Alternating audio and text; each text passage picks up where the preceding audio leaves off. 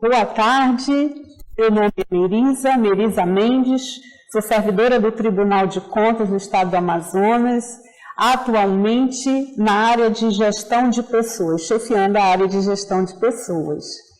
Finalmente, nós começamos o programa Preparação para a Aposentadoria Eterno Aprendiz para os municípios do Estado do Amazonas, com a primeira atividade, a palestra Projeto de Vida. Projeto de vida, a gente pensa em um projeto de vida, a gente tem que pensar que a gente tem que ser líder da nossa vida. E hoje a nossa proposta é conversar com vocês sobre um projeto de vida. Mas antes de tudo, como ser líder da nossa vida? Será que eu estou segurando o M da minha vida ou deixando que alguém segure por mim? Então, é essa conversa que nós vamos ter hoje em Projeto de Vida, Líder de Si Mesmo. Bom, líder de si mesmo. Quando a gente pensa em líder de si mesmo, a gente tem que pensar assim: bom, para ser líder de mim mesmo, eu preciso me conhecer, não é verdade? Será que eu me conheço? A gente vai falar um pouquinho sobre conhece-te a ti mesmo. Vocês já ouviram essa frase? Conhece-te a ti mesmo. Lá no oráculo de Delfos, Delfos, que foi construído em honra, a Apolo, que é o deus grego do sol, da beleza, da harmonia, tem essa frase escrita: conhece-te a ti mesmo. Segundo Platão dizia que Sócrates, quando visitou o templo de Apolo em Delfos, ele dizia o seguinte, que Sócrates era um homem sábio, que ele sabia tudo. E sabe o que Sócrates falou? Só sei que nada sei. Ele foi muito sábio em dizer só sei que nada sei, não é verdade? Porque no dia que a gente abrir a boca para dizer eu sei tudo, tem alguma coisa errada. Porque a gente vive em permanente crescimento, desenvolvimento. Então, conhece-te a ti mesmo uma eterna busca. Sócrates foi muito sábio ao falar isso. Conhece-te a ti mesmo. Vamos lá. Essa frase, ela representa significa o reconhecimento da própria ignorância da parte do autor. Então, o professor Charles Taft, professor de psicologia, ele diz que nunca conheceu ninguém que não fosse interessado pelo tema da personalidade, sobretudo pela descoberta de mais coisas a respeito da própria personalidade ou do próprio tipo. Geralmente, quando a gente vê em alguma revista testes de personalidade, é impressionante como a gente tem curiosidade para saber as nossas características, os nossos perfis, não é verdade? Mas eu gostaria que vocês parassem para pensar e se perguntassem: quando eu faço esses testes, quando eu leio as respostas desses testes, quais são os questionamentos que eu me faço? Quando sai alguma coisa positiva, geralmente a gente diz assim: ah, isso é minha cara. Nossa, deu certinho comigo. Mas quando tem alguma coisa que não é legal, que a gente não gostou, a gente fala também assim: tem nada a ver comigo. Isso não combina comigo, deu errado. Outras vezes a gente pensa, a gente tem aqueles conceitos já fechados sobre o que a gente pensa da gente mesmo. Mas o que é isso? O que são esses questionamentos? É o autoconhecimento. O que é, gente, autoconhecimento? Autoconhecimento é justamente a capacidade que o indivíduo tem de conhecer a si mesmo, de conhecer as suas habilidades, as suas potencialidades, também as suas dificuldades, seus pontos de melhoria, comportamentos, a forma de lidar com todas essas percepções. É identificar como é que eu vejo a vida. Essa capacidade de perceber a vida e de se perceber, né? Bom, como é que a gente constrói o autoconhecimento? O autoconhecimento, ele inicia com uma carga genética, né? Construção do autoconhecimento. A gente tem influência desde o nascimento. Nós, quando nascemos, nós nascemos com uma carga genética dos nossos pais. Muitas vezes vocês já não ouviram? Nossa, mas como você lembra seu pai ou a sua mãe? Nós nascemos com características dos nossos pais, mas isso não nos define enquanto pessoa. Por quê? Porque nós somos fruto da interação com as demais pessoas. A gente vai se amoldando. A gente vai se amoldando conforme a gente vai vivendo em sociedade. E é impressionante como a gente vai construindo conceitos a nosso respeito pelo olhar do outro. Aí a gente ouve a vida toda as pessoas dizerem: você é isso, você é aquilo. Ou os nossos pais, não é verdade? Você é inteligente. Ou na escola, quantas crianças já não ouviram? Você é burro. E aí você cria esse conceito, você é burro. Né? Você constrói esse conceito, você fica prisioneiro dessa crença, que você é burro. Ou você é inteligente. Você constrói esse construto, né? Esse conceito de eu sou inteligente. Bom, além dessa percepção desde criança, nós também recebemos informações que vão modelando o nosso comportamento, nossos pensamentos, os nossos valores e acabamos repetindo sem nos darmos conta do que nós aprendemos. Não é verdade que quantas vezes a gente já criticou os nossos pais, o comportamento dos nossos pais, e, enquanto pais, a gente repete esses comportamentos? Perceberam? Quantas vezes a gente não repete o comportamento dos nossos pais? Às vezes a gente vem, né, repetindo as ações que a gente mesmo condenou. Percebem? Então, importante reconhecer, gente, as diferenças entre as pessoas. Quem eu sou é diferente de quem você é. Olha esse pensamento. Você é. Somos moldados pela forma como somos tratados e tendemos a acreditar na leitura que os outros fazem de nós. Aquilo que eu falei para vocês, que nós criamos conceitos a respeito de nós mesmos a partir do que aprendemos e ouvimos durante toda essa vida.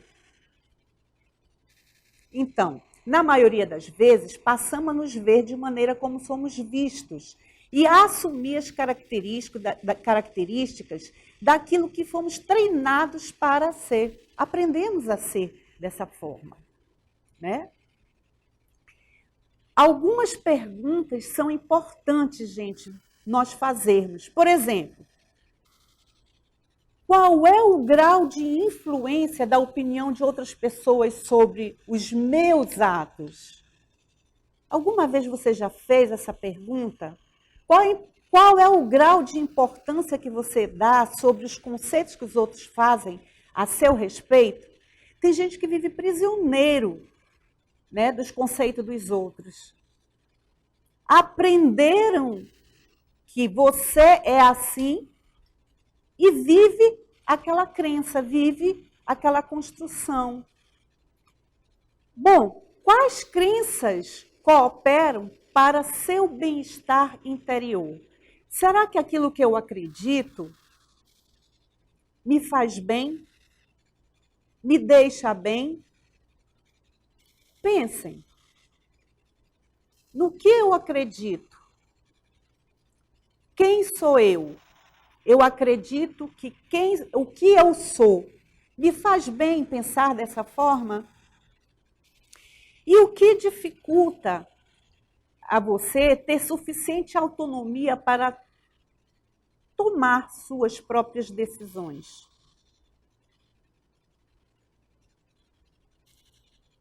O que te dificulta? O que te impede de tomar as tuas decisões? O que te impede de refletir sobre quem eu sou, de fato, não aquilo que as pessoas dizem que eu sou? Pararam para pensar nisso? Então, essa dificuldade que nós temos ao longo da vida, acumulamos crença a respeito de nós mesmos e do mundo. Essas crenças têm um aspecto positivo e um aspecto negativo. O aspecto positivo, ela funciona quando a gente coloca isso como princípio. Vamos lá. Aquilo que eu penso, eu tenho como valor e eu vivo de acordo com o meu valor. O negativo é quando eu fixo aquilo de tal forma que eu me recuso a refletir de forma diferente. Já ouviram falar da síndrome de Gabriela? Eu nasci assim, eu cresci assim. Então, eu aprendi a ser assim e você sempre assim? Não. Não é assim. Em que eu acredito? É importante a gente pensar naquilo que a gente acredita, naquilo que a gente quer, naquilo que é importante para a gente, nas mudanças necessárias, certo? Mas para isso a gente precisa desconstruir, gente. Desconstruir os preconceitos. O que são preconceitos? São conceitos pré-concebidos, aprendidos. E nós vamos aprender a desconstruir isso. Por quê? Porque essas crenças, elas podem nos limitar. Vamos falar um pouquinho sobre crenças limitantes.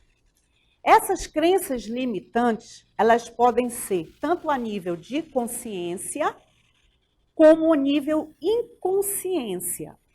Nível de consciência, gente, é aquilo que a gente tem consciência, que a gente sabe que ela existe, a gente sabe de onde vêm essas crenças. Não, eu creio nisso porque eu aprendi com meu pai, com a minha mãe, porque a minha mãe dizia isso, porque meu pai falava isso, porque a professora falava isso. Inconsciente, quantas vezes a gente age de determinada maneira, simplesmente sem saber por que a gente age. Ela está implicitamente ligada a uma crença inconsciente. Aquilo que a gente acredita que existe, a um conceito que a gente desconhece, a nível de inconsciência. Então, quais são as suas crenças? O que você aprendeu esse tempo todo? O que foi que te ensinaram sobre você? Tá, Merisa, mas crenças, o que são crenças? O que são valores? Tu falaste muito em crenças, em valores, como identificar isso? Olha lá, crenças.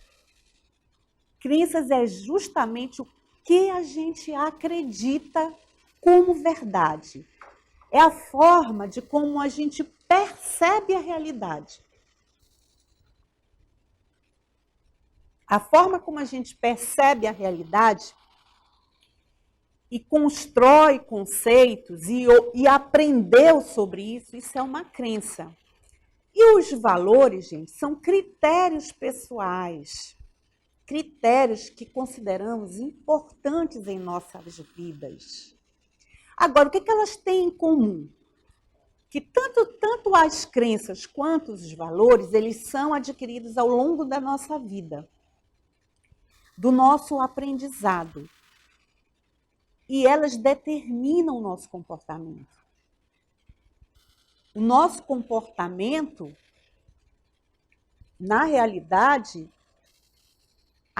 o pensamento, ele precede o comportamento. E a gente vai aprender um pouco disso. Então, você tem que fazer a seguinte pergunta. Vamos lá. Por que sinto tanta raiva quando algumas pessoas nem se abalam? Por que vejo a situação desta maneira precisa? Por que meu amigo, irmão, enfrenta a mesma situação sem se deixar abalar enquanto eu me deprimo? Muitas vezes vocês já se fizeram essa pergunta, não é verdade? Por que nós somos tão diferentes uns dos outros? Porque nós percebemos a vida de forma diferente. Porque nós vivemos num contexto diferente, com cultura diferente, valores diferentes. É simples assim. Então, a gente não pode viver a conduta do outro. Cada pessoa age de forma diferente. Tem um comportamento que não é igual ao meu.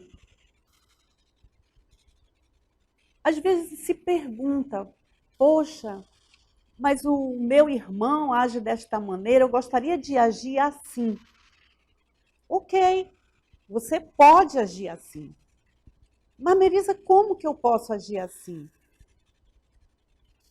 Eu aprendi dessa forma, as minhas características são essas. Eu ajo dessa forma, você age dessa forma. Mas veja bem, você pode se comportar de forma diferente, independentemente das suas características. Vocês já ouviram falar no livro Os 7 Hábitos das Pessoas Mais Eficazes? Altamente eficazes? Steve Covey. Bom, o Steve Covey, gente, ele diz que entre um pensamento e uma ação, existe uma escolha. Você tem que parar, pensar e ter a liberdade e a capacidade de escolher entre o pensamento e a ação. E como é que isso acontece, Melissa? Eu vou colocar uma situação bem básica que eu acho que a gente já conversou sobre isso. Vou falar de uma situação hipotética, certo? Vamos lá. Digamos que um amigo convida você ou cancela um jantar em cima da hora. Olha essa situação aí.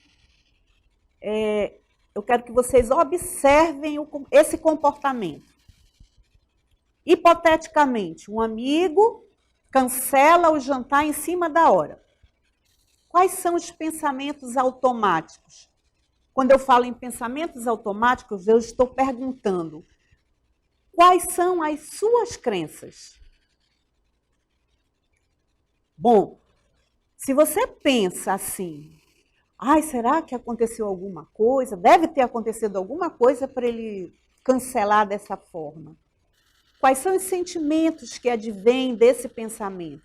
Uma ansiedade, não é verdade? Mas se você pensa assim, né? Que desrespeito, é sempre assim.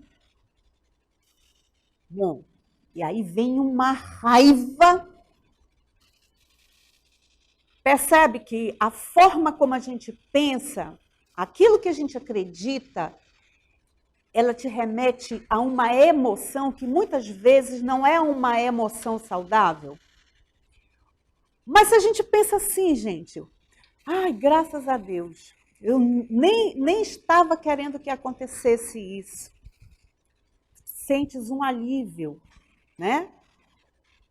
Então, uma forma resiliente de pensar, de entender a situação. E aquelas pessoas que acham que as coisas só acontecem com ela. Ah, tinha que ser comigo, tadinha. Vem aquele sentimento, né, aquela vitimização. Aí bate uma tristeza. Percebem como a forma da gente pensar influencia as emoções e as emoções determinam o comportamento? Por que muitas vezes as pessoas agem de forma impulsiva e cometem e têm comportamentos equivocados? Comportamentos, às vezes, que nos prejudicam. Porque não pensamos ou não identificamos os nossos pensamentos, nem criticamos e nem escolhemos a forma correta de agir. Melissa, mas é possível fazer isso? Sim, gente, é possível fazer isso. É possível desde que você pratique. E a partir do momento que você pratica, e pratica. Não é praticar uma vez, reiteradamente, incansavelmente. Daí você vai estar fazendo isso automaticamente. Você vai estar investigando quais são os seus pensamentos, para que você possa criticá-los e poder agir de forma diferente. Percebe que como a gente pode mudar uma situação se a gente se questionar, se a gente refletir antes de agir? Então, mas existe uma barreira ao autoconhecimento. Que barreira é essa? Primeiro, uma imagem inflada de nós mesmos, por exemplo. Sabe aquelas pessoas que se acham assim, não preciso mudar nada, eu sou o cara, a cara, né? E isso impede de você mudar. Ou aquelas pessoas que têm baixa estima, que têm uma estima lá embaixo. Também dificulta a mudança. Então, não basta ter apenas um insight intelectual. A gente precisa também do insight emocional. Ter esse insight emocional. Saber lidar com essas emoções. Aí existem as queixas que nos afastam do conhecimento. O famoso se, gente. Ah, se não fosse... Ah, se eu ganhasse na loteria, eu seria feliz. Ah, se... Esse se é de matar. Então, não coloque um condicionante na sua vida. Supere as crenças que podem limitar você. E hoje, agora, neste momento, nós vamos superar as crenças limitantes. Nós vamos quebrar essas correntes. As correntes que estão nos impedindo de mudar. Vocês já perceberam que tem muita gente que associa a felicidade a algum símbolo? Por exemplo, um emprego, gente. Você observa, às vezes você vê uma pessoa bem-sucedida e diz assim, nossa, essa pessoa é feliz porque é bem-sucedida. Necessariamente essa pessoa pode ser feliz porque é bem-sucedida. Outro símbolo, né? Uma pessoa que vive muitíssimo, que tem muito dinheiro. Ou uma vida familiar razoável. Você olha para aquela família ali perfeita e diz assim: nossa, que família feliz. São símbolos aparentes de felicidade. Gente, o sucesso não significa a inexistência de sofrimento ou de dificuldade. Quem te falou que ter uma família razoável, que ter dinheiro ou ter uma carreira de sucesso garante a felicidade? Quem disse isso? Quem disse que essas pessoas não têm também dificuldades? Então, vamos lá. Vamos conhecer os 4 pilares do sucesso. Um pilar é a sabedoria. A sabedoria, ela expressa a capacidade de manter o equilíbrio entre os diversos papéis que você desempenha na vida. Você tem que saber ser mãe, ser pai, ser profissional, ser amigo. Você tem diversos papéis e você tem que saber viver esses papéis, de forma a preservar a energia para agir em qualquer dessas áreas que requer a sua atenção e a ação. O outro pilar é a orientação. A orientação, gente, ele é um conceito associado à ideia de planejamento de vida. Ele reflete o grau de senso de direção da vida. Não tem quem viu Alice no País das Maravilhas, que diz assim, perguntaram para Alice aonde ela queria ir, e ela disse que não sabia. Bom, se você não sabe aonde ir, então qualquer caminho serve, não é? Mas qualquer caminho não serve, você tem que ter um objetivo. Você sabe para onde está indo? Aonde você... Bom, o terceiro pilar é a segurança. A segurança, ela reflete o grau de autoconfiança que você exerce ao lidar com os desafios e mudanças. Você precisa estar seguro nos momentos de mudança. E ela pode variar de diversos níveis, princípios e crenças. E o último pilar é o poder, que é um conceito de seu destino. A liberdade de agir. O poder para variar em função da medida em que você permite que lembre de efetuar. Assim você consegue controlar tanto os efeitos quanto a sua evolução. Então, um pensamento aqui para você, gente. Se você quiser permanecer saudável e feliz, você precisa crescer nas dimensões espiritual e existencial. Mas para crescer nessas dimensões, a gente precisa ter inteligência emocional. Vocês já ouviram falar sobre inteligência emocional? O que é inteligência emocional? A inteligência emocional, gente, é a capacidade do indivíduo ou a maturidade emocional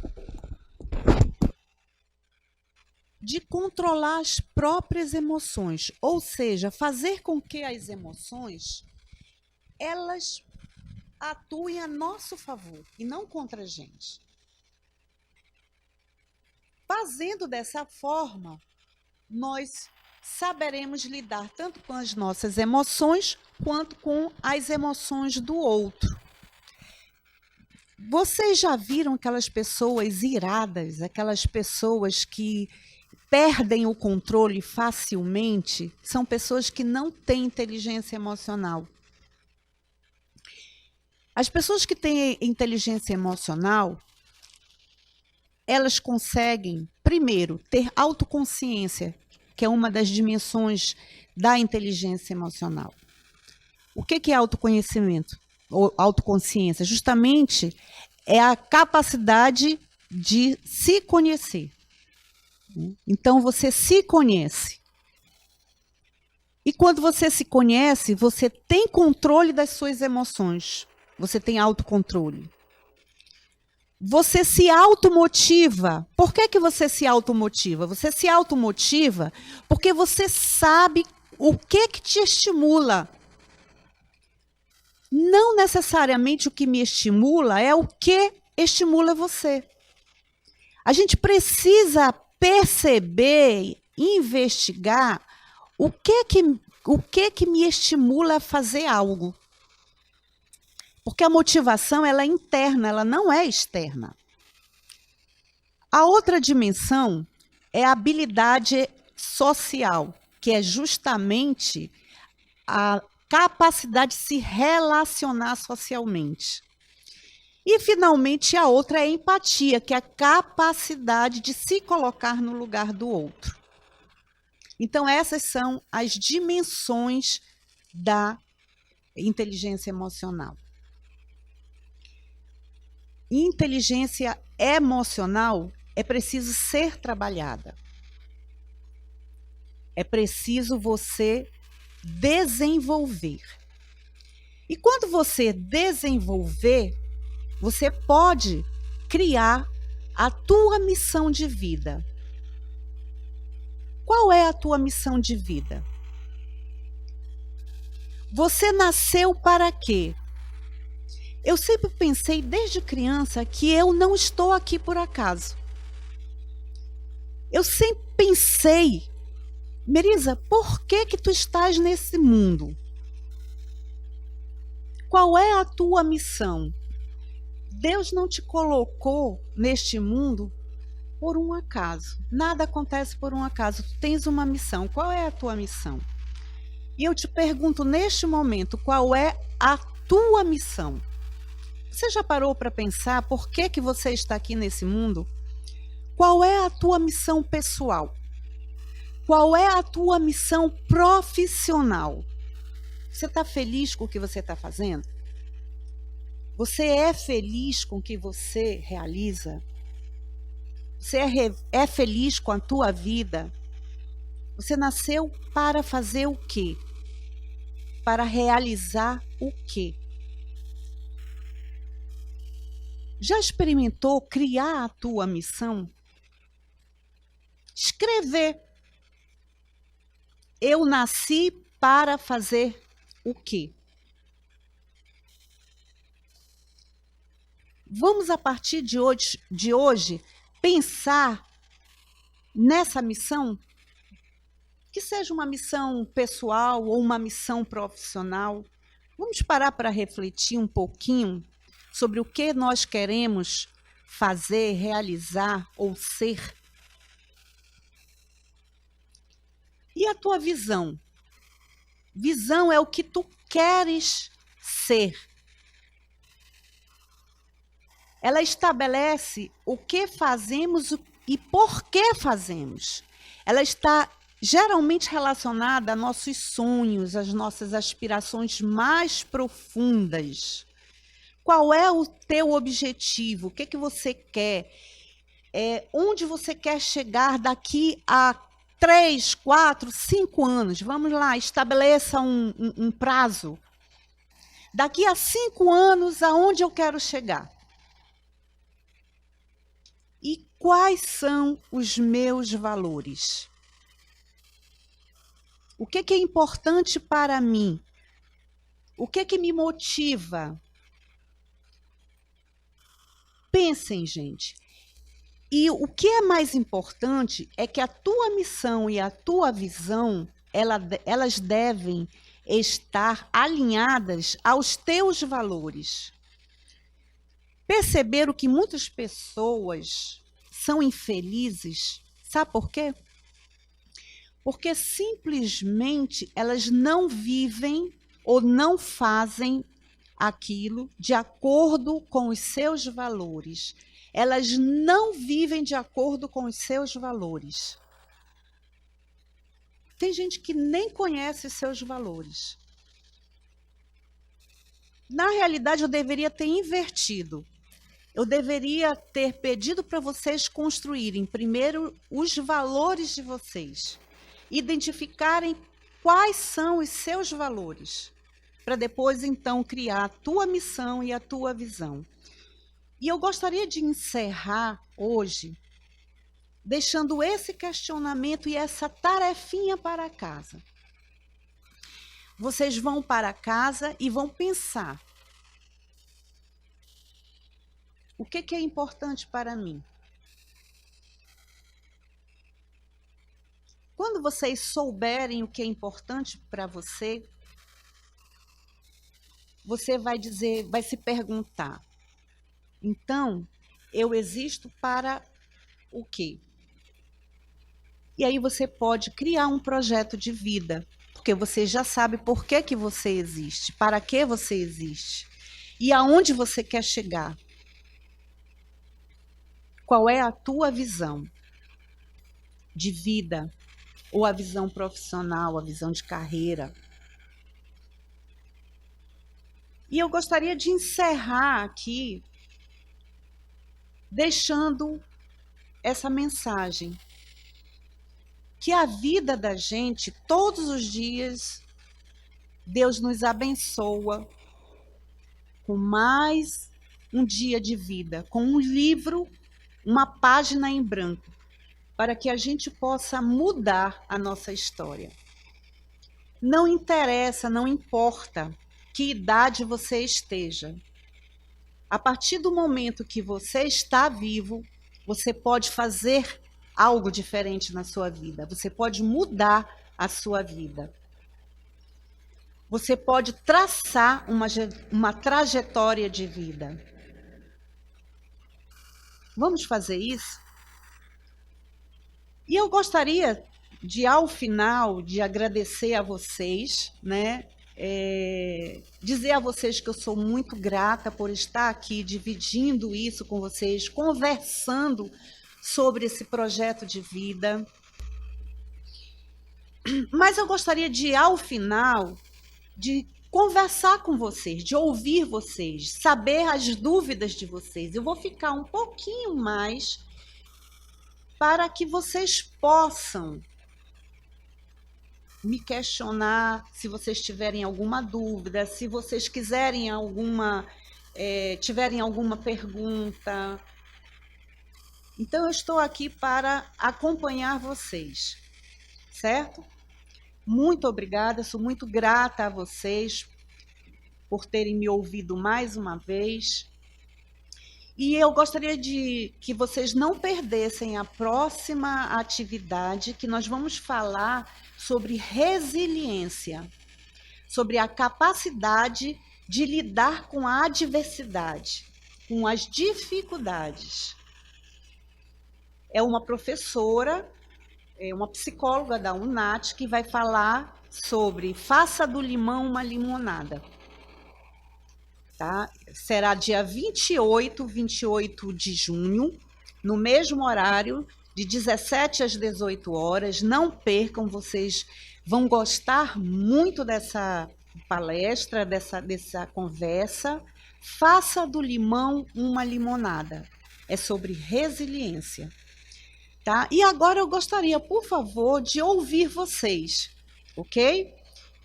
Quais são os municípios que estão logando? Vamos lá.